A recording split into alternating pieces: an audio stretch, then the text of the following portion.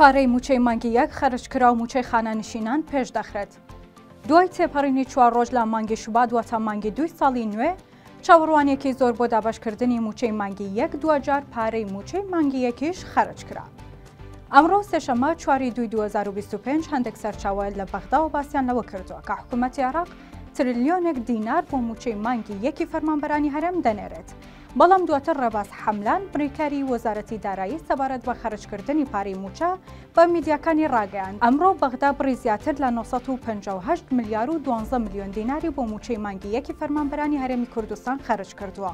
لە دوای ڕێکەوتنەکەی نێوان حکوومەتی هەرێم لەگەڵ وەزارەتی دارایی عێراق بە پێی زانیاریەکان ئەمساڵ دابەشکردنی موچە هاوشێوەی ئەو سیستەمە دەبێت کە وەزارەتی دارایی عێراق پەیڕەوی دەکات بە جۆرێک لە سەرەتای هەموو مانگێک موچەی ئەو مانگەی خانەنشینان دابەش دەکرێت و وەزارەتەکانی دیکەش بە دوای دادێن.